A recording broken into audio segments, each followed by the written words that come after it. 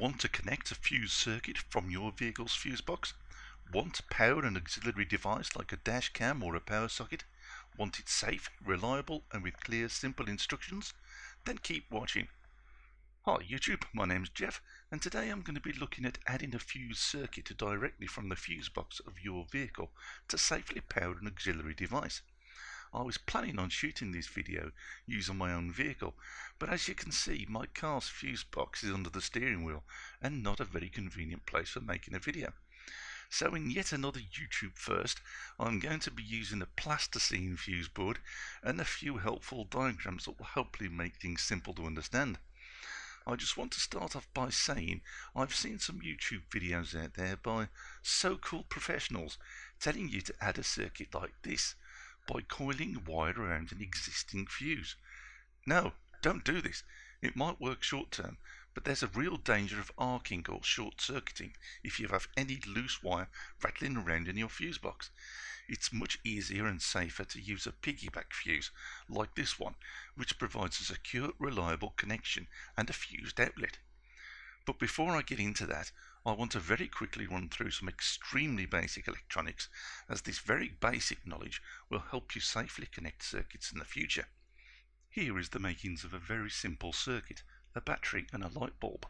To make the light bulb work, we have to connect it to the battery using wires. One wire to the positive terminal, one wire to the negative, and that produces light. We can imagine that the electric current is flowing around this circuit. It's going from the positive terminal of the battery, down the red wire, into the light bulb, down the blue wire and back into the battery. On a vehicle, things aren't quite the same. We have a battery and a light bulb still, but the wiring will be different. Ignoring switches, fuses and relays, to power the light bulb we need to run a wire from the positive terminal of the battery to the headlight, just like we did before. But in vehicles, rather than use a negative wire as well, manufacturers use a shortcut. As the vehicle is made of metal and conducts electricity, the negative terminal of the battery is simply bolted to the chassis. So to complete the circuit, all we need to do is connect the headlight to the chassis, and this will then give us both a positive and a negative supply. That means the electrical current can flow to and from the battery, and that means the headlight will work. The process of connecting the negative terminal of the chassis in vehicles is often called earthing or grounding. It's usually accompanied by this symbol. Once you understand this idea, you can make a lot more sense of electrical circuits. So let's look at our simple light bulb circuit again, and this time we'll introduce a fuse. The fuse is a safety device and it's necessary to protect all electrical devices, so don't ever try to short these out with wires or tin foil. The fuse, of course, needs a holder, and as we can see from this diagram, the fuse is not plugged in. When we plug it in, we complete the circuit. The bulb is lit and the current flows. We can see how the current goes in to the fuse and out again, and that's an important concept to grasp for what follows. There's an in and an out on the fuse board of your vehicle, and you'll need to find this. I'd recommend using a multimeter for this purpose.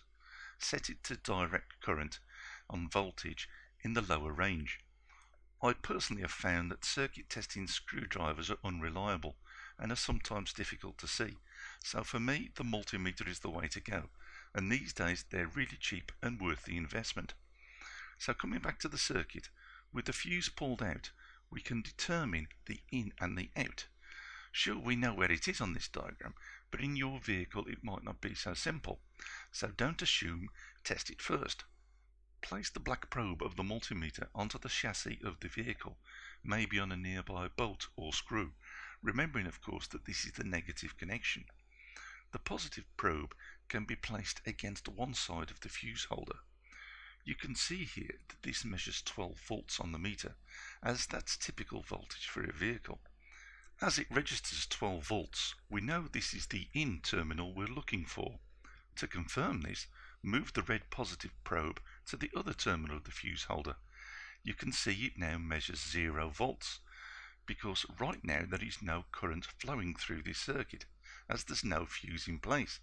If there was a fuse in there, we'd obviously register 12 volts, so remember the fuse must be pulled out. And with no fuse in place, we can indeed see that we have the out we're looking for. So how do we apply this to your vehicle? Here's an illustration of a typical fuse board. There's lots of different coloured fuses with different ratings, and that doesn't matter right now. Our first job is to discover which way the power comes in to each fuse. So let's pull a fuse. Here I'll pick the bottom green fuse. In your vehicle, you may find it helpful to use long nose pliers. Gently grip the fuse, but don't use too much pressure as you will crush it. Then simply pull upwards.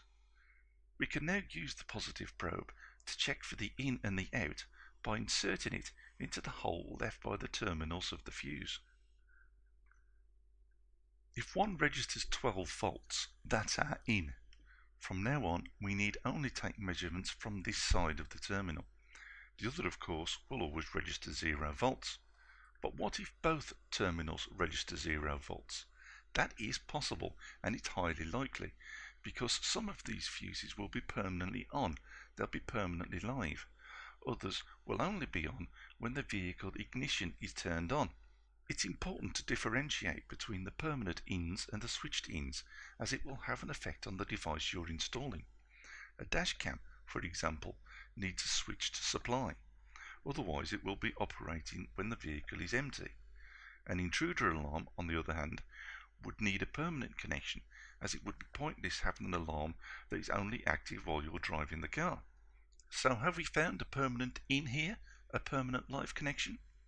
With the ignition turned completely off, the red probe registers a voltage of 12 volts.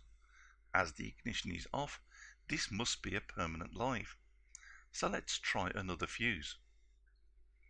With another fuse removed and the ignition completely off, we can measure the voltage at the in terminal. Here it registers 0. But if we turn the ignition on, we can see that the voltage is now 12 volts. So we've a fused switched connection, perfect for a dash cam or similar item. It's very easy to connect the wrong sort of fuse, so taking your time to determine which is a permanent and which is a switched connection is critical for the correct function of your devices. Typically, the inside cover of your fuse box will have a diagram showing you which fuse is for which electrical item. This should help you cut out the guesswork and let you make an initial educated guess as to which fuses will be permanent and which will be switched. Once we've determined which fuse we're going to use, it's simply a case of replacing it with a Piggyback Fuse Holder. Some people argue that you shouldn't use a piggyback fuse on just any old fuse, especially if it's for a safety item like an airbag. I'll leave that decision to you. Personally, I think that anyone having this opinion just doesn't really understand how a piggyback works. It doesn't affect the original fuse in any way. It simply extends the original fuse holder and incorporates a second one. If you look closely at the piggyback, you can consider the bottom section to be a simple fuse holder. This is where we plug in the original fuse in this bottom slot. It lets the current flow through it just how you would expect a fuse holder would. If we look at the upper section of the piggyback, we can see that it's a little different. For starters, it has a red wire trailing off. This upper holder shares the first terminal with the lower holder. This is the section where you would insert the new fuse. You can see how the current flows from the first terminal through the new fuse and through the red wire. It has no effect on the lower fuse at all. It's very simple to insert a piggyback.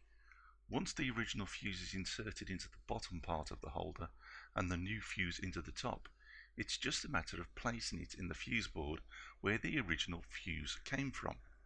I have seen some forums where arguments are taking place about piggyback holders, with folks claiming that they can be inserted the wrong way round. I tried my own experiments to test this, which I'll show later in the video if you're interested, but personally I couldn't agree with this argument. It seems to work either way round. So it's as easy as that. The piggyback holder creates a new secure fuse circuit. All that remains is to extend the red wire from the piggyback to the new device. These piggybacks generally come with one of those crimp fittings attached. You simply insert the wire into the connector, squeeze it with a crimping tool, and the wire is extended. Personally, I prefer to cut these off and solder a join, but either way you have a new live fused feed which you can attach to your chosen device.